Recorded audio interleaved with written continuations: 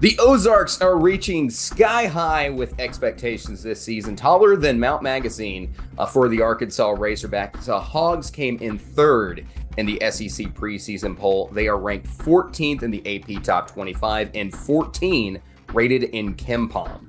This season, the Hogs have brought in the number 6 transfer class in the country, 2 top 60 recruits, and they hold over 30 years of Division I basketball experience. This team is expected to be one of the best in the SEC this season, and today we're talking with Razorback Legend and assistant coach Ronnie Brewer today on the Hoops Southbound Show.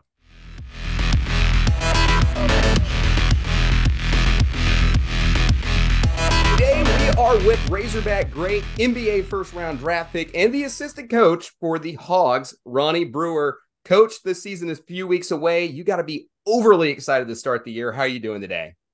I'm doing very well today. I'm very excited that we have the opportunity to play against a different opponent in front of our fans again. And I think I can speak for our team. They're very excited as well, and we're looking forward to starting our season and embarking on this journey. Absolutely. I mean, you got UT Tyler tomorrow. It's going to be a great time. I'll be there. I think Maddie might be joining me as well. So that's going to be a ton of fun. I'm ready to see them play an opponent as well. Coach, for those of us who are familiar with you as an NBA player and as a Razorback, we've gotten to see you and gotten to know you as a player, but now you're a coach. What led you down the road to coaching, and who are some of the mentors you've had along the way? Well, whenever I was retiring from the NBA, I played a year in the G League after my NBA career was over. I knew I wanted to be involved in basketball. I knew I wanted to move back to Fayetteville and be involved in the community and mentoring young student athletes. And Brad Stamps, the head coach at Fayetteville High School, gave me the opportunity to join his staff and coach alongside him. He coached me when I was in junior high, and he was on the staff when I was in high school. And it allowed me to be assistant coach with Nick Bradford, another one of my mentors. And so, I was blessed to be able to play for a lot of phenomenal coaches, through, junior high, Coach Adams, high school, Coach Gebhardt, college coach Stan Heath, legendary Jerry Sloan at Utah, and Lionel Hollins at Memphis, and, Tom Thibodeau, who was coach of the year in Chicago, and, Scotty Brooks at Oklahoma City, Mike Woodson at New York, Kevin McHale at Houston, and then back to Tom Thibodeau in Chicago. It was all great stops, all great mentors, and really got me motivated to get in coaching and get back to the college level when Coach Musselman gave me the opportunity to join the staff. Yeah, I heard a ton of names in there that I think anybody who follows college basketball or the NBA is going to recognize. I heard Stan Heath, I heard Woodson. That is an incredible list of people that you've had influencing your career. I was listening to an interview you did recently, and Coach, I heard you say that you take joy in other people's success.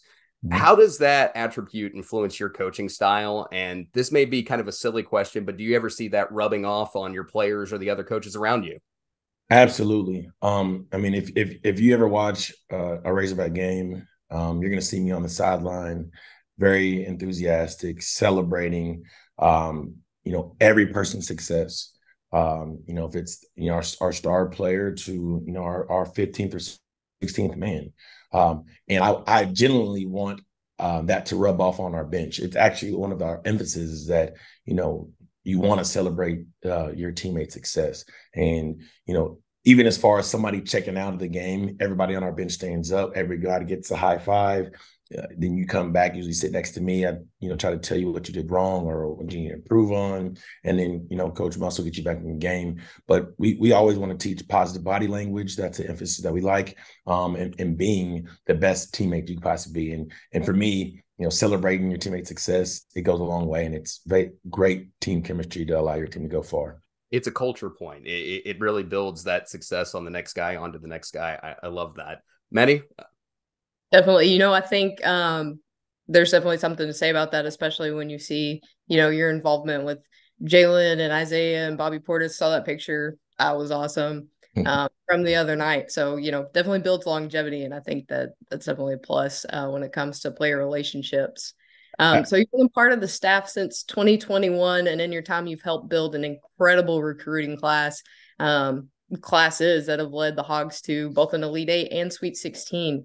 I know what it means to fans, but does it mean to you that you've helped bring this program back to an elite level? Well, I mean, first of all, Coach Muss has done a phenomenal job. He's done a phenomenal job building one of the best staffs in the country. When you look at our NBA experience, I mean, you got Coach Muss, who's a former head coach in the NBA. Keith Smart, who's a former head coach in the NBA. Coach Ruda has G League experience. I played in the NBA. Tommy Abenauer, who's our video coordinator now, he's got experience in the NBA. And so you can go down the line of guys who are the next guy up who has experience in the NBA.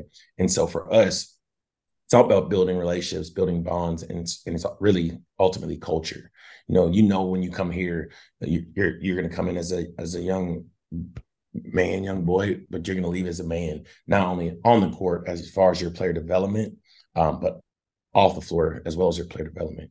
There's never a gray area when it comes to the Arkansas Razorbacks. We got guys that, we do community service, we volunteer in schools, we do Read to Achieve, we do community cleanups, we do a whole bunch of array of things that build culture. And the picture that you are speaking of, where I went to go to Oklahoma City to see Bobby Portis, Isaiah Joe, and Dalen Williams, when we tell guys, once you're a hog, you're always a hog, we truly mean that. You're truly family. It's not just for the time being or the time that you play for the Razorbacks. It's for the rest of your life. Not only is that the culture and the family atmosphere that we have here at Arkansas, but that's the family atmosphere and culture that we hear in our community and being an Arkansas Razorback.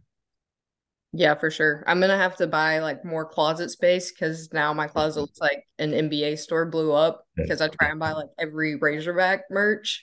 Yeah. So the more guys we're getting, the more it's growing. It's exciting for sure. Well, we appreciate your support of our guys, and, ultimately it helps recruiting. I mean, every young man's dream is to one day, play college basketball, be super successful, and then maybe one day have the opportunity to play in the NBA. It's a unique brotherhood, and what we've done here at Arkansas has been really, really special. There had never been a one and done player. And you have Moses Moody, who was a one and done, and then last year we have 3 guys that were one and dones. And we're looking forward to building that trend. We're looking forward to continue to put guys in the pros, and I think the country takes note on that. I think recruits take notes on it, and it says a lot with that how we transpired our team. Yes, we're getting great recruits. Yes, we're putting guys in the NBA, but Elite Eight, and Sweet 16, those things speak for themselves. Not that we're content with that. Obviously, we're working extremely hard because we feel like we just scratched the surface. Our goal ultimately is a Final Four in the national championship, and we're working diligently to try to achieve those goals. Definitely. So, you touched on recruiting quite a bit there. So as a coach and a recruiter, we'll start talking ball, more this year.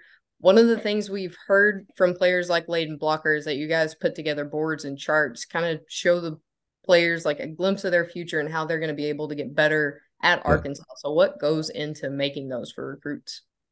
A lot of analytics. I mean, I think we have one of the best analytic departments, and it might sound like a broken record because we mention the NBA quite often, but we try to imitate exactly what they do at the next level. In this profession, the mountaintop is, make it to the NBA.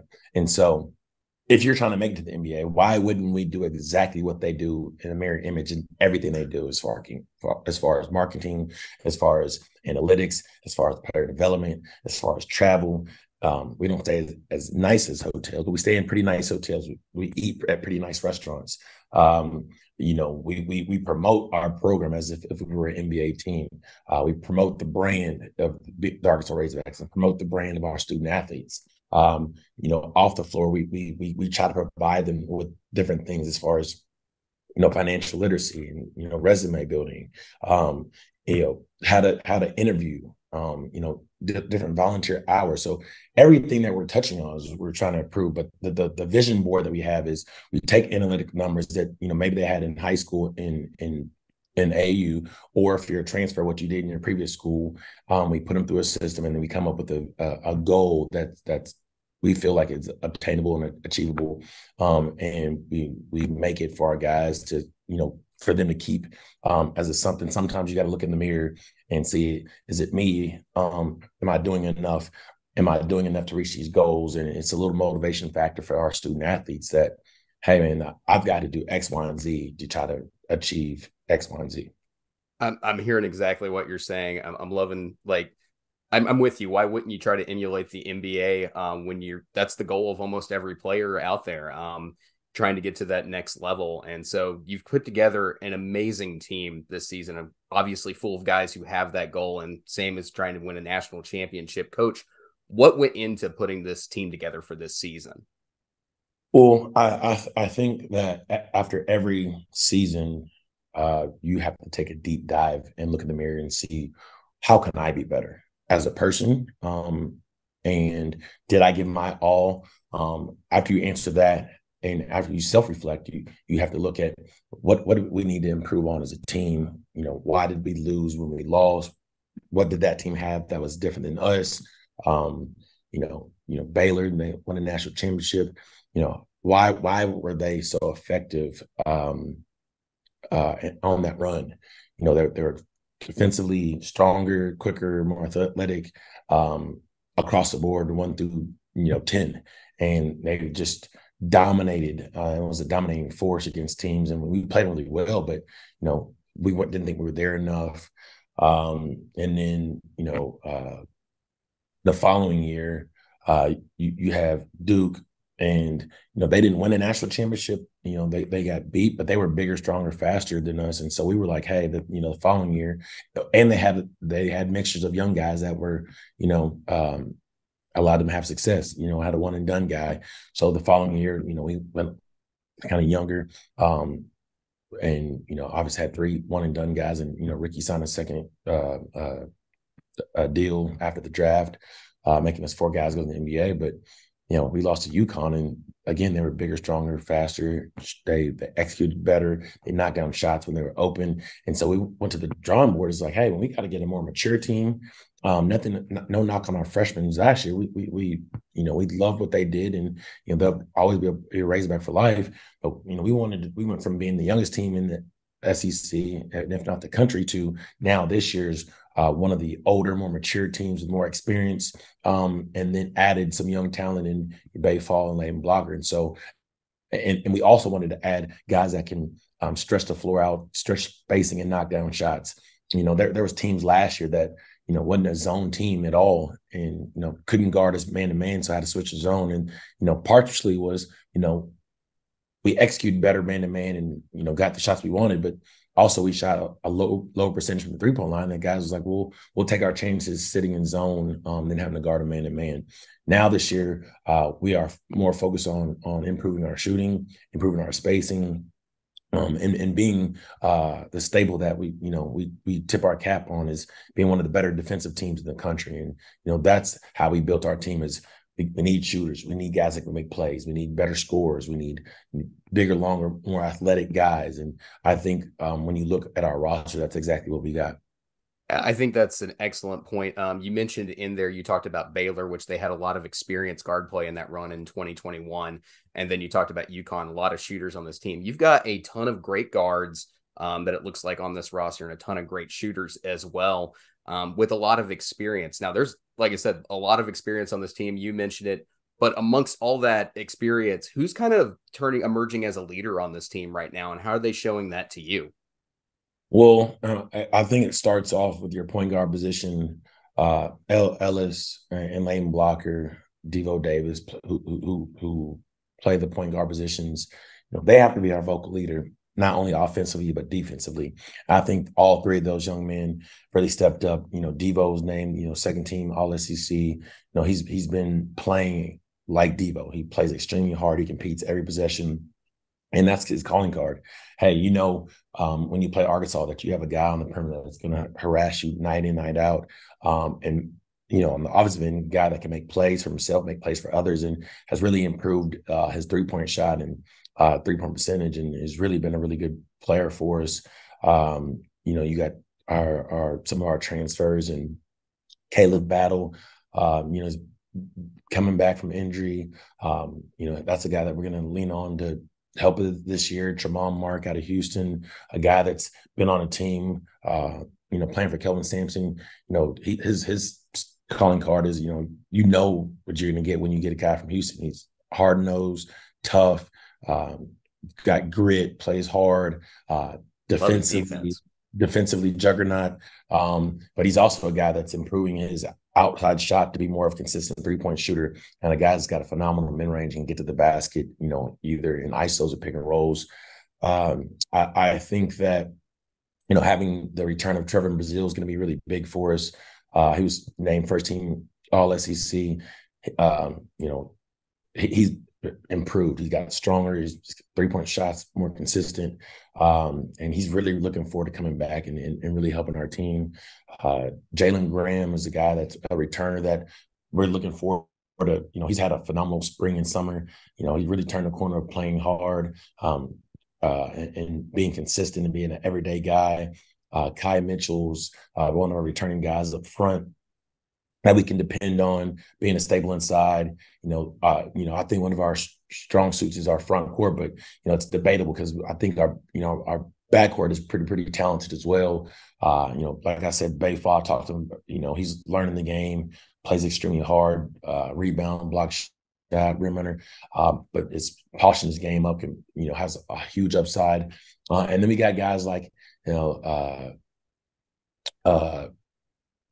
Lawson and Denaje Harris, Chandler Lawson from Memphis and Denaje Harris from Southern Miss, two guys that are, the ultimate glue guys. And that they put the team first in everything they do. To me, has really bought into, what Coach Muss is really, really, really, trying to achieve this year. Jeremiah Davenport is, a spot on shooter. And he's a guy that is coming in. But the guy I think who has the biggest upside and has had the biggest growth from 1 year to another is Joseph Pinion. Joseph Pinion has been one of our better shooters, maybe one of the best shooters in the country.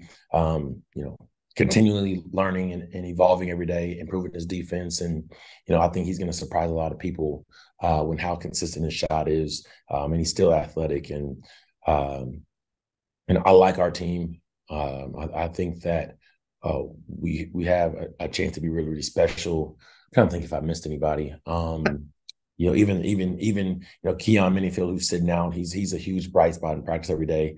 We don't have him this year, but looking forward to his growth and development. And Cade Abergas and Lawson Blake too are guys that are buying into, as walk-ons, even being the vocal leaders, even though, they're probably not going to play this a large amount. When you see, your walk-ons getting up extra shots, getting up extra reps before and after practice in the weight room, watching film, and they're truly all in on being the best person they can possibly be each and every day. As a guy that's has a big role, like who are you not to do that if those guys are doing it? So our culture here is special, and it's something that Coach Muss has built. And, as a staff, we're just maintaining and make sure it flows very well. Yeah, I mean, that was a lot of names you threw out there, Coach Brewer. But I can see it. Like I said, we mentioned it before, ton of experience, ton of everything else on the squad. So I understand, and I agree with you. The backcourt looks excellent from what I've been seeing. Obviously, I'm not a coach there in the locker room, but from what I can see as an outsider, it looks excellent. I'm very excited about that backcourt. Maddie, I think you have the next question. We're super excited about this team. We know a lot of fans are really excited and have super high expectations for this season. So when you look at this team, what's exciting you the most about it, and what do you really want fans to know before we get into playing ball this year? Well, I'm really excited to actually finally have a healthy team. Having Trevin out with ACL injury last year. I mean, it's always a what if. What if Trevor would have been healthy? What if Nick Smith would have been healthy the whole year? Would have been different or whatever. I'm just happy that our team is healthy right now. I'm looking forward to putting a team out there that's going to be very competitive, that's going to compete at a high level. One of the things that has been a staple at Arkansas, we play with pace. We get defensive stops. We run guys off the three-point line. We make teams play in the crowd. We make them take tough shots, and then we get a rebound and we push the tempo. That's what I'm looking forward to, is, seeing our guys, just be able to play in their element, play freely, compete at a high level. And for the fans, like, you're going to see a really exciting brand of basketball, a team that's going to compete night in, night out. Not only on the offensive side, be able to shoot the ball a lot better, be able to space the floor out a lot better, play a lot quicker, but also on the defensive side, a team that's going to compete and try to be one of the better defensive teams in the country. And the sky's the limit. We have a tough schedule. It's probably one of the hardest schedules ever in the Arkansas basketball history. We play Purdue an exhibition game next week. We're not trying to overlook Tyler, Texas, because there's been 4 teams last year that lost to Division II schools. We don't want to be one of those schools yourself, so we're not trying to overlook them. But we have a tough team next week in Purdue. We have Oklahoma. That's been a rivalry that we played in Tulsa and been very, very competitive every year that we play. We go to the Battle of Atlantis, and we play Stanford first game, and potentially a second round matchup with Michigan or Memphis, and then you have North Carolina on the other side. So that's a great tournament. And then after all that, you have the SEC, which is week in, week out. It's a battle, just like in football and any other sports across the board in the SEC. That's why it's one of the premier conferences in the country. Is you don't have any cakewalks. Every team that you can play can potentially beat you. So we're going to take it game by game. We're going to try to prepare our players the best that we possibly can, so they're not going in there unknowing to what's going to happen. And we'll look forward to putting out there a very good product. Yeah, I think Mike White said yesterday there on SEC Media Days, this might be historically the best year the SEC's ever had. It's super competitive. And Coach, I just want to throw this out there, combining y'all's NBA experience. Like you talked about yourself, Muss, Coach Smart, huge staff of NBA experience. You guys are used to parity. And I think we could see an increase of parity in the SEC this year. How does that prepare you for how challenging this season's going to be, and relating that to your players? Well, one thing, talking about the NBA experience, we've been there and we've done that. There's no disrespect to any player in NCAA, right? But they're not Kobe Bryant, they're not LeBron James, they're not Kevin Durant, they're not Kyrie Irving, they're not Jokic, they're not the Greek Freak. Those are the guys that Coach Smart, Coach Muss, and myself had to prep against, right, or play against. And so for us, well, with how talented the SEC is, we have to come up with schemes each and every game to be different than the game before, and allow our players to try to have the best opportunity to win the game.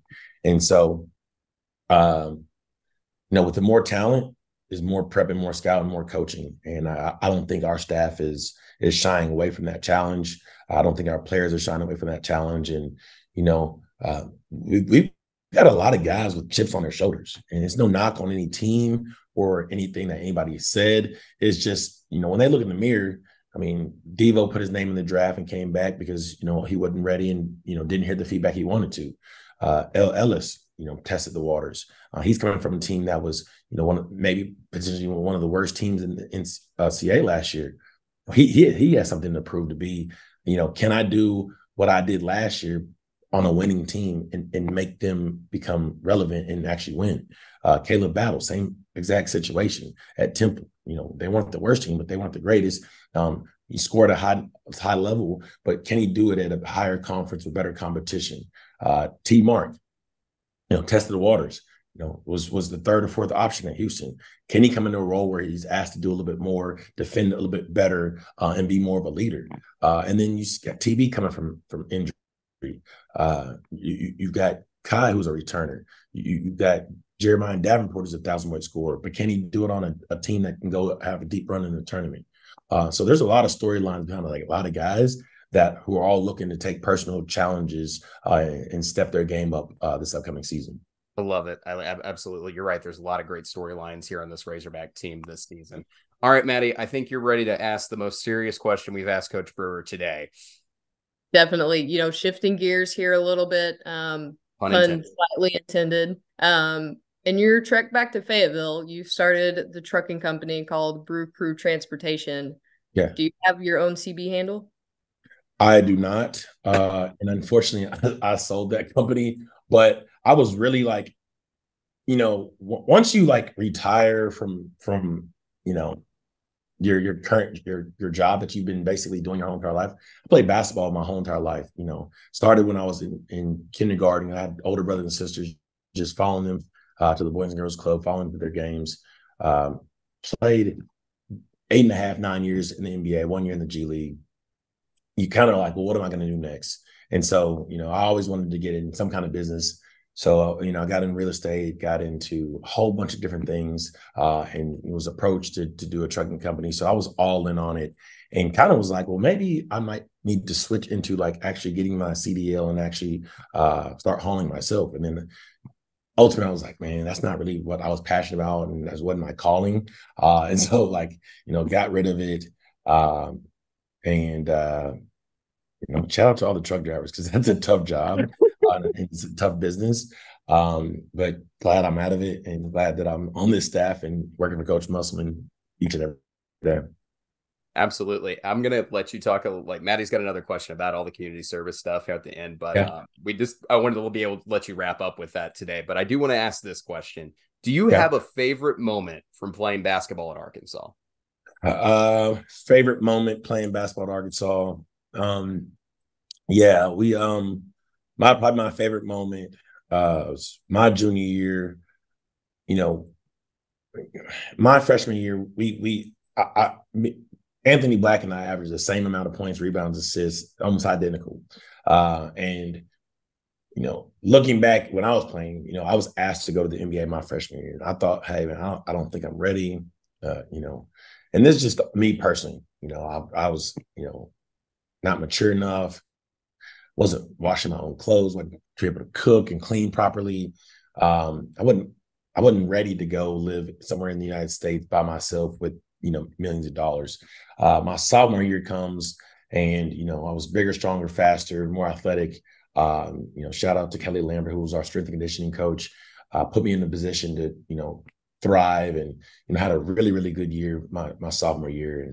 But we had the opportunity we were the last team out. And so we were going to be the number one seed in the NIT. At the time, Stan Heath was like, hey, we got robbed. We're not going to accept the NIT bid. And, I was really tough on a lot of people because, some people, that was their last opportunity to play, meaningful basketball.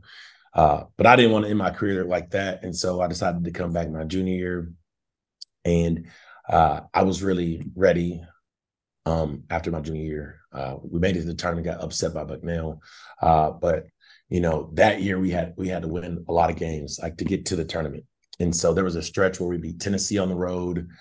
We beat Alabama at home. And then the game that was my most memorable moment was it was a snowstorm here in Arkansas. Florida was in town. They didn't know if the game was going to play. They was able to clear the roads off around the arena so Florida could get, to and from.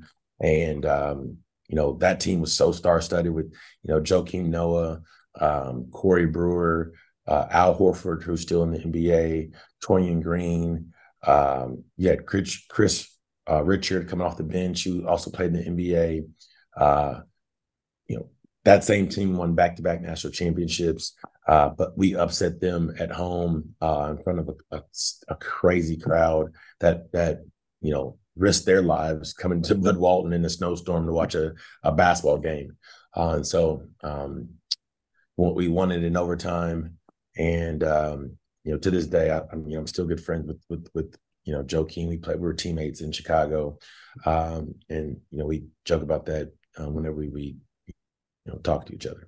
Didn't you have like 6 steals in that game? I remember like watching highlights of that, and like the ball literally bounced off your shin at one point during that game, and you're just like, "Oh, I got a free dunk right here!" Like, at least that's how it looked to me on TV. But that was Great. One of the things that was really big on our team, and even in the NBA, was how many times can you get a deflection? Are you playing the passing lanes? Do you have active hands, active feet? And I just tried to, like, I wasn't saying I was the best defender in college. I became a better defender once I got to the NBA, but we just wanted to cause organized chaos and make it hard on our opponents to try to score and get easy baskets. That makes sense to me. All right, Maddie, I think you got the final question of the night. Usually we ask where everybody can find you, but I don't think they're going to have a problem with that this time. So, we noticed you're really big into community service and giving back. I really enjoyed the event at the children's shelter last season with the team. Took my niece and nephew. They were in awe the whole time, just starstruck, mouths gaped as we walked through. So does the team have any more events like that coming up? And also, we wanted to give you the opportunity to talk about any organizations or projects you're currently passionate about in Northwest Arkansas. Yeah, so kind of my role also. I mean, my official title now is assistant coach, but before I was the recruiting coordinator and director of player development. When you hear player development, you're like, oh, okay, he does the basketball stuff. He does. Well, yes, I do that, but player development here meaning is we're involved in community engagement. And for me, it's really big and dear to my heart because, I grew up in Northwest Arkansas. And so when people had community engagement when I was a kid, it gave you hope that, if you worked hard and you walked a straight and narrow line and, you did what you were supposed to do, that anything is possible and that one day that you could be Arkansas Razorback. So it gave hope to kids like myself each and every day to work hard and maybe one day I could be a Razorback. So it's very, very dear to my heart and important to make sure that our guys are involved in different community engagement events. Like I said, we do a Read to Achieve. We have our guys go during our red-white game. We had guys go to different schools around Northwest Arkansas to promote our red and white game, sign autographs, take pictures, and just let the kids get to know who these young great student athletes are as persons and people. We last year we raised food, money and food to people to donate and pass out and create food baskets for people of need. Players have volunteered at the Samaritan Shop, the Jones Center, Children's Safety First Center, Seven Hills homeless shelter. The list goes on. And for me, we take requests. We get emails all the time, and we try to do as much as we possibly can. One thing that we don't want, we got guys that go to the NBA and stuff like that. But when guys are doing their research about our student athletes, we don't ever want it to be a gray area of who is that person off the floor. And so if you look at our guys' social medias, yes, they have NIL stuff, but you're going to see them doing a lot of volunteer work. You're going to see, our staff doing a lot of volunteer work because, the community makes us who we are. And without the community support, we'd be nothing. And they're the people that show up and allows us to be sold out 3 years in a row in a 19,800 arena. And so we want to get back to the community and being involved in the community because that's who we are as without them and there's no us. And my mom always told me, like, you got to know where you're from to know where you're trying to go in life. And, I'm a Fayetteville, Arkansas native.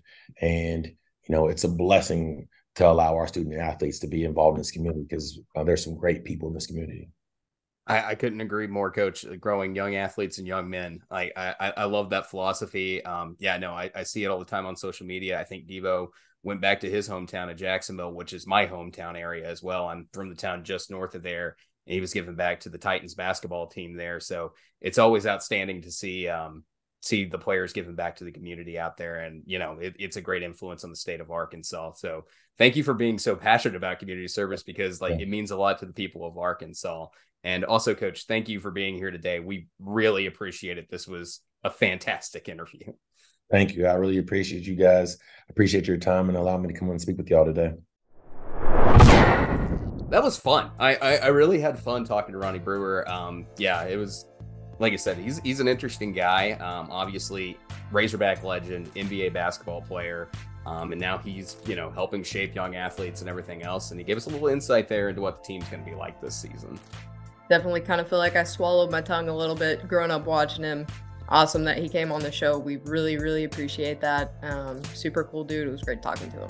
It's also weird. I think that's the first time in my life I've talked to somebody that I played with on a video game. You know what I mean? Like I had March Madness like the year that he was in there, and I was like, oh yeah, no, I'm making Ronnie Brewer dunk on everybody in the SEC on this EA Sports game. So that was crazy in itself. Is like, we both loved Ronnie Brewer growing up because he was, the biggest name in Arkansas basketball when we were kids. So, it was a great opportunity to talk to him today. And once again, I want to thank you guys for checking out our interview with Coach Brewer today. And thank you for helping us celebrate our 100th video on YouTube. We're ready for basketball. And if you're watching, we know you are too. So please like and subscribe to the channel or follow us anywhere you get your podcasts, and we'll check you out next time. Thanks, guys. Have a good one.